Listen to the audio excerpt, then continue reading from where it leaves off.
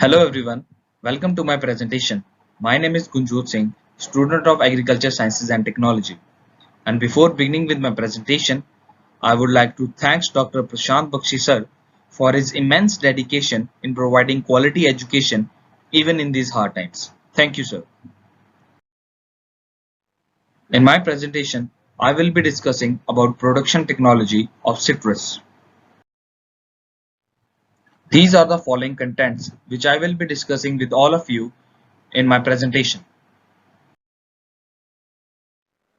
Introduction to citrus. Citrus, common name for several related evergreen trees and shrubs of the Rutaceae family, and generally for the fruits they produce, including the lemon, lime, orange, tangerine, citron, etc. Many citrus plants have thorny branches. The leaves, flowers, and rind of the fruit abound in volatile oil and emit a sharp fragrance. The plants are characterized by wing-like appendages on the leaf stalks, fruit with spongy and a juicy pulp divided in sections. Now let us discuss the taxonomy. Botanical name is citrus species. They belong to family Rutaceae and subfamily Aurantiidae. The basic chromosome number of the citrus and other related genera of the subfamily Aurantiidae has been reported as X is equal to 9. The majority of the wild and cultivated forms of citrus are identified as diploids, that is, 2n is equal to 2x is equal to 18. They have berry fruit type which is known as Hesperidium. Here you can see some of the very famous and popular citrus fruits. For example, orange, pink grapefruit, white grapefruit, lemon, lime, tangerine, kumquat, pomelo. Distribution: citrus are subtropical with growing temperatures ideally at 24 to 27 degrees Celsius. These are native to Southeast Asia. Site selection is always an important consideration if we are talking about citrus crop and is particularly critical in regions subject to cold winter temperatures. In this slide, I will be discussing about worldwide citrus production and major producing countries. The citrus crop we will be discussing here are oranges, tangerine, lemon, and grapefruit. Varieties. Citrus consists of many species, some of which are not even edible. Some varieties of the edible ones have however been recommended to the public, and these include sweet orange, grapefruit, tangerine, tangelo, lemon, and lime. Now let us discuss about the fruits. The fruit is called Hesperidium. It is a specialized berry, globose to elongated, 4 to 30 cm long and 4 to 20 cm in diameter, with a leathery rind surrounding segments filled with pulp vesicles. Citrus fruits are notable for their fragrance, partially due to flavonoids and limonoids contained in the rind, and most are juice-laden. Juice contain high amount of citric acid which gives characteristic sharp flavor to citrus fruits. Citrus fruit also contain vitamin C in higher amount, and the amount also depend on the species, varieties as well as the mode of cultivation. Fruits produced by organic farming contain more vitamin C as compared to the conventional one. This slide will tell us about the propagation. Citrus is almost entirely propagated by budding. Planting unbudded seedlings may not be true to type and often takes a long time to fruit. Obtain budding by selecting a required bud and uniting this with a suitable rootstock. Most plants are propagated by the tea budding method. The trees thrive in a consistently sunny and humid environment with fertile soil and adequate rainfall or irrigation. At any age, citrus grows well enough with infrequent irrigation in partial shade, but the fruit crop is smaller. Continuing the propagation, the trees flower in the spring and the fruit shed shortly afterwards. Fruit begin to ripen and fall in early winter, depending on the cultivar, and increasing the sweetness afterwards.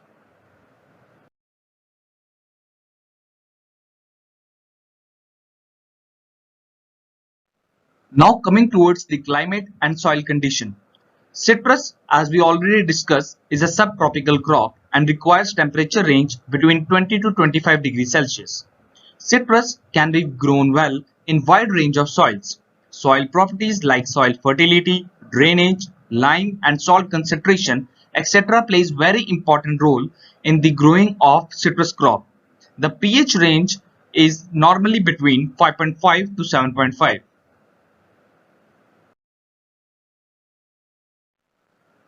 This slide will help you to understand different phenological phases of the citrus species. Phase 1 is sprouting initiation or sprout initiation. Phase 2 is flower initiation. Phase 3 is the full flowering stage. And Phase 4 is fruit setting. Coming towards the Phase 5, it is the fruit development phase. Phase 6 is the color breaking phase. Phase 7 is mature fruit which is ready for picking, and Phase 8 is winter resting period. This slide will help you more efficiently to understand the phenological stages.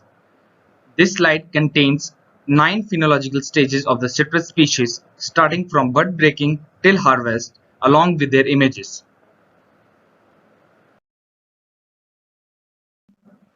Now coming towards the important traits for rootstock selection in citrus species. First is compatibility with the scion.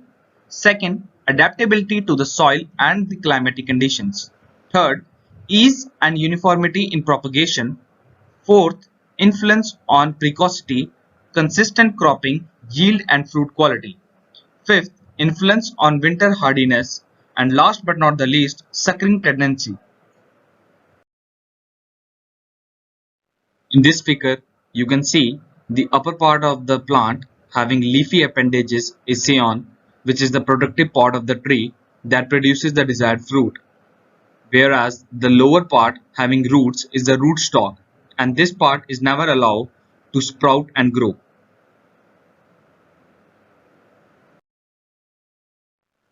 Now this slide will help us to understand those points which are required while selecting a nursery site. The site should be leveled, it should be safe from erosion, floods or heavy winds. It must be fenced to protect from animals. It needs permanent water supply. The soil must be free from the pests and nematodes. Local construction material should also be available, and the labor which is required to manage the nursery must be available. And in order to provide the nutrition, well-rotted farmyard manure, decomposed sawdust, sand or compost or fertile topsoil must be available.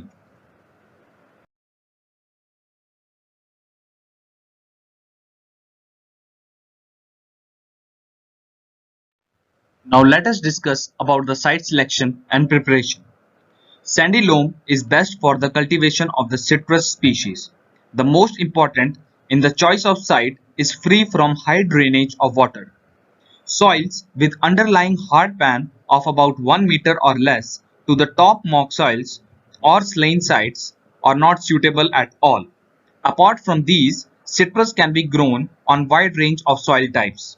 Citrus is not shade loving, therefore clear the site of all tree stumps and plow before setting in the plants. Now this slides diagrammatically show us in the important points which we have to keep in our mind while site selection, such as climate, soil, accessibility to the area, labor availability, nearness to the market, water availability, and last but not the least, topography. Continuing with preparation, citrus can develop a large number of nutrient deficiency, including nitrogen, phosphorus, potassium, magnesium, calcium, manganese, zinc, copper, iron, boron, and molybdenum. The level of nitrogen fertility has more influence on the growth, yield, and quality of the citrus than any other single plant nutrient. Adequate supplies of nitrogen are necessary to optimize growth and development of newly planted citrus trees. Compost, animal manure, and green manure can be worked into the soil to a depth of 1 meter to serve as pre-plant fertilizers. In this image, you can very well see various signs of nutrient deficiency caused by different nutrients. Now in this image, you can easily see the deficiency symptoms of various nutrients like iron, magnesium, manganese, potassium, zinc and boron on the leaves of various citrus species. Now coming towards the orchard establishment. Plant the orchard when the rainy season has fully set in. Clear the land for any bush. Complete planting holes well in advance before purchasing the budding. Always ensure that the trees are planted no deeper than they had grown in the nursery. Citrus has a planting distance of 3 meter into 3 meter.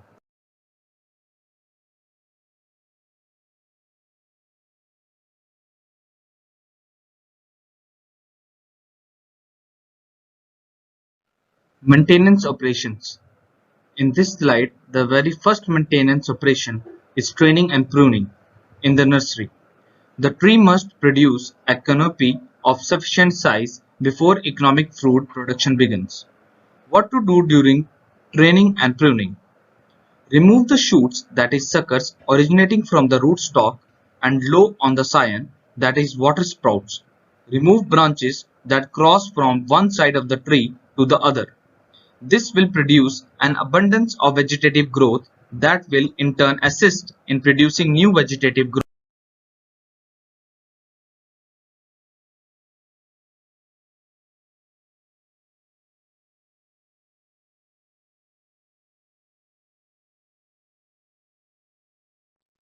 Now coming towards the second maintenance operation in the nursery, that is irrigation.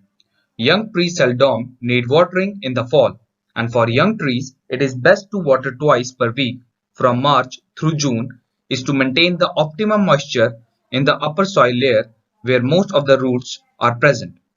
The crucial period of leaf expansion, bloom, fruit set and fruit enlargement generally takes from January or February to June. The soil type will affect how well the soil holds the water. Now coming towards the third maintenance operation, fertilizing. Mineral nutrients are classified as macro and micronutrients. The term micronutrients refers to those elements that require in large amount, and these contain nitrogen, phosphorus, potassium, calcium, magnesium and sulfur.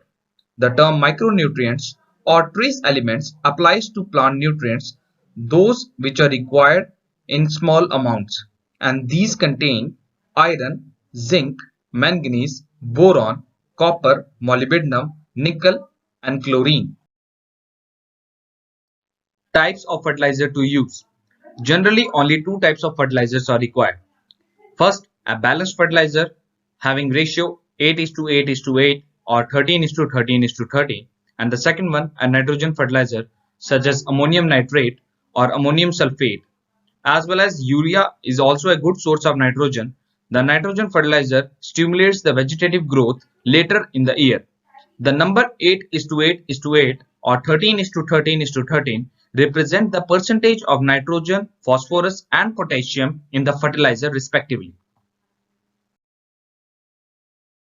Now this slide tells you about the fertilizer application which is done in the matured stage, and these applications should be done in June and September to obtain the maximum benefit. The fertilizer which is commonly used is compound fertilizer consisting the nitrogen, phosphorus and potassium in the ratio of 15 is to 15 is to 15. Fourth management operation is weeds removal. Handpick the weed and unwanted plant from the nursery. These weeds compete with the citrus for nutrients which may end up killing the seedlings. Fifth operation is pest control. Young plants at nursery are affected by a lot of stem borers, leaf chewers and leaf miners. Recommended insecticide such as green light spinosad can be sprayed. Now coming towards a very important topic in citrus species, that is Bahar treatment. If we left to nature, the trees may bloom and fruit irregularly throughout the year. And in order to overcome this problem and to focus a full crop in any of the three seasons, As required by the grower and the traders, Bahar treatment is practiced in citrus orchards. The natural flowering of citrus trees is of very less intensity. Therefore, the flowering is usually forced by withholding irrigation water. For forcing the trees to flower during February and March, which is also known as Ambe Bahar, the water supply to the trees is withheld for 40 to 60 days, that is, from 15th of November to end of December, until the leaves show symptoms of temporary wilting. And for Mirg Bahar, which is the July flowering, about 40 to 50 days water stress, that is 25% leaf drop, is maintained during May to June is sufficient to force the trees to flower. Now coming towards the diseases. The very first disease to be discussed is citrus canker. Yellow and brown spots on the leaves and branches of the citrus plants can be seen. The treatment usually requires pruning of the affected part and spraying of copper oxychloride. The second disease is gummosis.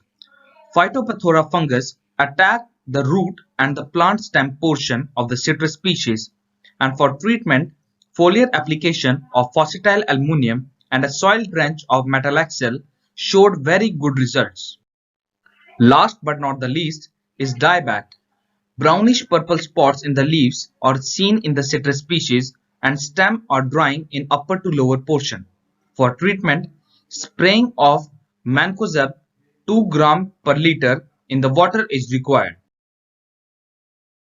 Here you can see the on-site images of the previously discussed diseases of citrus species. Harvesting and yield. Harvesting. Generally, citrus trees bear fruit 3 to 5 years after planting. It can be harvested 5 to 6 months from flowering depending on the variety and the environment. Yield. It depends on variety, but around 1000 to 1500 fruit per plant is obtained in a normal orchard. As we all know, citrus fruits are packed with abundant of health benefits for human beings, some of which are mentioned here. They play the role of antioxidants, they help to prevent cancer, they help us to fight cold and flu, they improve our digestion, they act as liver cleanser, control the blood pressure and promotes healthy skin. They also prevent from kidney stones, they aids weight loss, boost our immunity, improves the mood and also lowers the cholesterol. Here you can see different cultivars having health enhancing benefits like limes help to reduce our body odor and rejuvenate our skin. Lemons help to prevent and treat the infections. Grapefruit protect against the colon cancer. Oranges renowned for their vitamin C content which helps to boost our immunity. Mandarins packed with loads of antioxidants and nutrients. And last but not the least, pomelos aids the digestive process. Thank you everyone for watching my presentation. I hope you guys enjoyed it and understand the production technology of citrus. Thank you. Thank you so much.